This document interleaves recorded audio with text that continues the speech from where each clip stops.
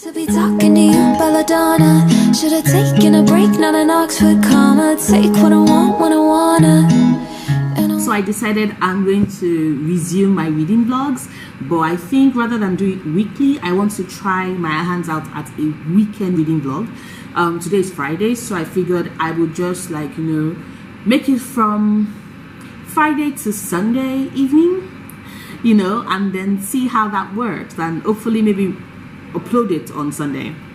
I don't know, I'm trying.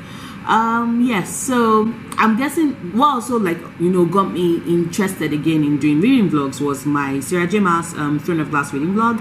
I had a lot of fun with that, so I was like, okay, I miss doing vlogs. I'm going to start all over again. And also I got a small vlogging camera, so I sincerely hope that it is good and that the sound quality is good and that the the visuals is also good. So keeping my fingers crossed for that. Okay, yes, so far I am reading 3 books right now. One of these books is at home. That is City of Brass by S.A. Chakraborty. So far I'm actually really enjoying it. I always love stories about jinn because these are fire beings, and while God made humans of clay, made them of fire, and I always love stories like that. And yeah, so I'm actually really enjoying it so far. I'm on chapter 9. I love the witty banter and the interaction, and I love how I love the diversity of the world. The fact that the different gene groups, you can separate them. We're separating them based on fashion and stuff, and then through that you can tell that okay, some of them are from the middle East Asia, some of them are from the Middle East, some of them are from Africa. I love the fact that with their sense of style and their dress sense, you can tell exactly which group they belong to. And I also love the fact that this so far has so much political / courtly intrigue. I always like stories that deal with a lot of courtly intrigue. You're not sure whose alliance lies, who is on your side, who is on this side, and everybody's just playing this long game. That was always what I loved about A Song of Ice and Fire by George R. R. Martin, and what I loved about Game of Thrones before they turned the entire thing to shit. But what can I do? So yes, I'm enjoying it so far. I do have a problem though, because a lot of people are like, oh my god, City of Brass is all about it takes place in Cairo, and I'm like, no, it didn't. Maybe the first 80 to 100 pages took place in Cairo, but they have left Cairo, and they are on their way to Devabad, which obviously means that we're not going to see Cairo again unless they return. So I'm like, okay, so why do people keep saying, oh, this is Cairo? It's not Cairo. This doesn't take place in Cairo. It's just a small portion of the book that takes place in Cairo. I don't mind the fact that it's in Denver, but I just annoyed that they were like, oh, it takes place in Cairo, and I'm like, no, it doesn't. But anyway, that's that. The next book I'm reading this weekend, it's Flowers of a Thousand Lanterns by Julie C. Dow. So this is a book I chose for the Asian Readathon, even though I'm really, really behind on the books I want to read, just because I did spend the last 10 to 11 days reading all of the Throne of Glass books. So yes, but I'm definitely interested, and I know I'm going to actually finish all my books in time, because I still have 13 more days in the month, 13-14 more days. So yeah, I can actually pull it off. So yes, this is a retelling of the Snow White and the Evil Queen fairy tale, but it's Asian inspired, and this is told from the perspective of the evil queen. And so far I'm just on chapter 2. Shifong, though, it's intriguing because see, the king in this story is not lovelorn and looking for a new wife after his old queen died. No, this king in this story, like most Asian monarchs, not Asian but Chinese monarchs, is looking for more concubines, right? And apparently he likes to pick only the most gorgeous, the most beautiful people to be his concubines. And our lead character, Shifong, is gorgeous, she's stunning, but she has not caught the attention of the king, and she wants to, but at the same time she's in love with this lowly person that our aunt, who is very abusive and, not to be honest, terrifies me, is insisting that she should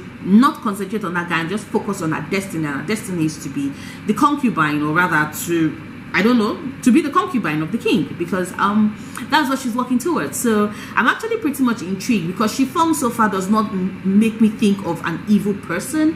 She's just someone who lives with a family member who has really high expectations of her, and even though what she wants so far is to just, you know, love the boy that she loves, who only has eyes for her, she cannot. And it just sounds like it's the beginning of a very great tragedy, and I'm already feeling so sad for her because this is going to be heartbreaking. But yes, I actually want to see how many chapters of this I can finish this weekend, or hopefully even see if I can finish it this weekend, actually, to be honest. And the next book I'm reading, the last book I'm reading this weekend, hopefully, is Truth Witch by Susan Dennard. And so far, I'm on chapter... what chapter am I on? Chapter 11. So that's page 122.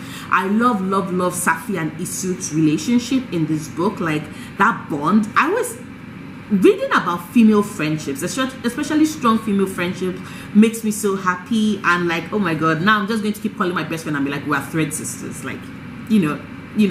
But yes, I love the fact that, you know, these two girls love each other so much, and each one of them bring different strengths to their relationship. Like, Safi is the brash one who is always thinking on the fly, but at the same time, she's also the one that always gets them into a lot of their trouble. Like, for example, the start of this book, they're in trouble because Safi went gambling and then flirted with Great Cheekbones, because, you know, we do not know the name of the guy. She knows that the name he gave her is false, but she was flirting with Great Cheekbones. He gave her wrong misinformation, and now they're almost caught, and they escaped. But the Blood Witch Aid one is after them, and so it's just like, you can tell that, okay, Safi is the brash one who always gets them into trouble. Isut is the one that plots their way out of that trouble, and I really love that relationship between them. It's really cool. I'm also loving the introduction of Merrick so far.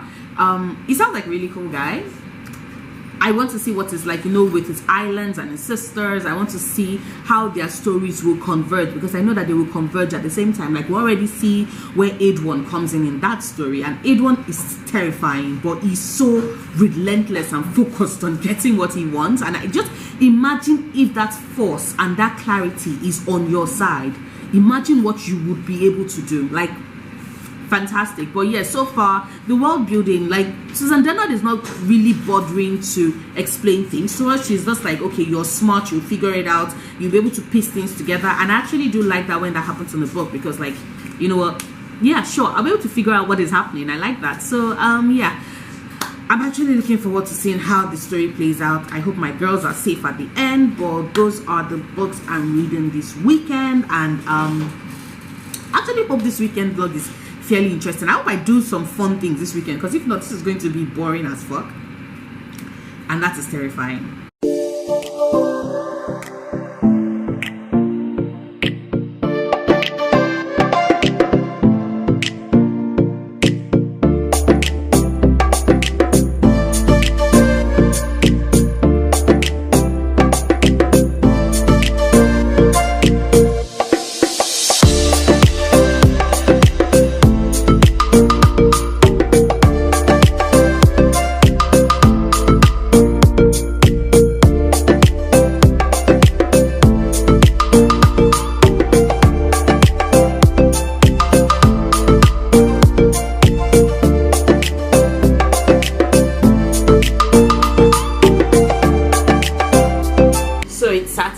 I am currently reading Truth Witch. I ended up not getting that much reading done yesterday because it was a very busy day at work.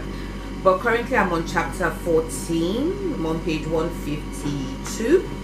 Safi and Isut have reunited, and I just love their chemistry. I love the way they work together. So it always makes me happy when they're together. I'm hoping to finish Truth Witch today, and then maybe halfway through with Forest of 1,000 Lanterns, and then see if I can read a chapter or two of City of Brass later tonight. I'm starving, so I made myself some grilled cheese sandwich. I'm eating that for breakfast, and I'm also catching up on my K-drama. I'm currently watching Our Private Life, which stars Kim Jae-wook and Park Min-young. Now, Kim Jae-wook has been a favorite of mine since I first saw him in Coffee Prince, although he so far played second lead role. This is his first main lead role, and is killing it. Park Min-young, as always, is perfect and gorgeous. I've loved all her dramas since the first. I think the first time I saw her in a drama was Song Yukan Scandal, even though she was in the music video for Big Band's Aru Haru. So yes, I've loved her for like forever, and she's killing it in this show. I cannot wait to catch up on it because I'm like two episodes behind, 2 or 3 episodes behind actually. And yes, so that is actually my plan for today. I'm eating, reading, watching K-dramas, and maybe I'll probably play a little bit of Assassin's Creed or Odyssey.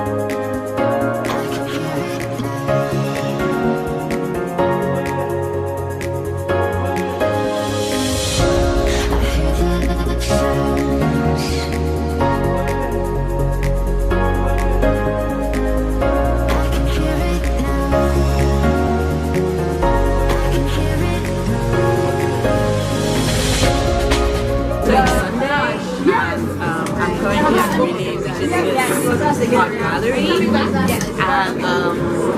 Victor is doing an exhibition of his works, and it's like really gorgeous. And then after that, we'll probably have lunch, thinking rice, maybe Chinese fried rice.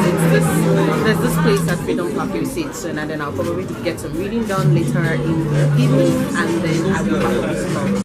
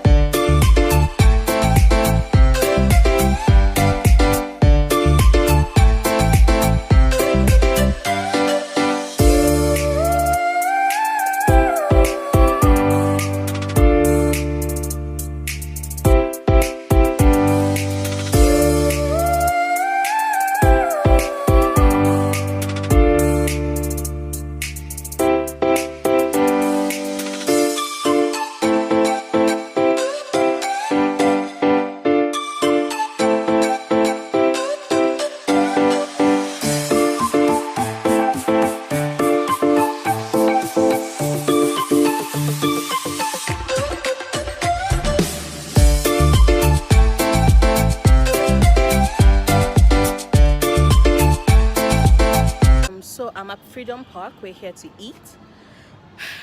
That was a lot of fun. Like, really was really cool. And seeing Victor, you know, and his work, I even took pictures with him, like and the best part about it was that when I told him my name, he already knew where I was from, and like it greeted me like Isha. I was like, but yeah, and I was like, oh, like awesome. So yes, we're here to eat now. This is Freedom Park. I'm gonna take some videos so you see, like, it's stunning. And the best part about it is that, like, that over there is Olufumilayo Ramson Kuti. That's Fela Kuti's mother. She was the first woman in Nigeria to own her own car, and it was so amazing. Like, she's this big ass activist and all of that. She was always fighting for women's rights, especially the Igba women's rights. And it's just, I love her. Like, she's an icon, and she died. It was this all crazy shit with like the police when they came to raid her son's place, and she was there, and I kid you not, they threw her from the top stairs. Like, it was a tragedy, and Fela was heartbroken. But yes, this art piece this installation piece is gorgeous. Like, it's just like Coke bottles, but